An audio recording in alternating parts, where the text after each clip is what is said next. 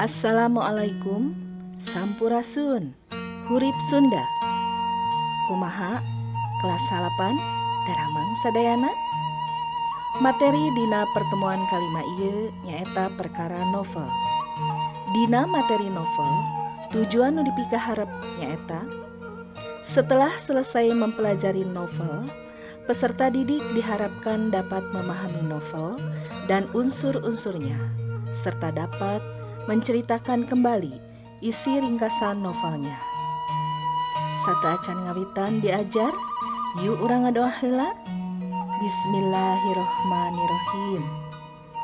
Yuk urang ngawitan diajarnya.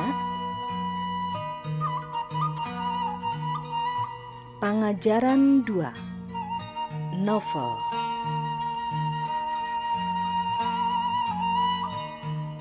Novel Patepung di Bandung, karangan Taufik Faturrahman.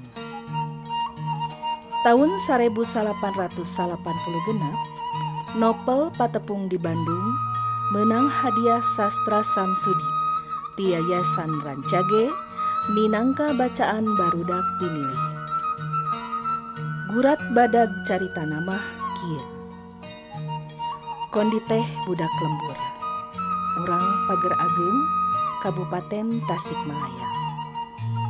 Kulawargana hirup basajan, bapana kungsi usaha jadi tukang potret, tukang baso, tuluy bangkrut lantaran kadeseh ku batur. Bapana tuluy jadi tukang kuli bangunan di Jakarta. Tapi teu lila lantaran katarajang musibah rag-rag luhur wangunan nepi ka nombrona teu bisa nanaon. Pikeun nyumponan kabutuh hirup sapopoe, parabot imahna kapaksa dijualan. Kulawarga kondi beuki walurat, indung bapana mindeng pasea. Malah tepi ka pipisahan di pangadilan agama. Kondi milih nuturkeun bapana. Salila bapana gering ripuh, sanggeus pipisahan manehna jeung lanceukna nyaeta Kang Odong anu ngabayuan.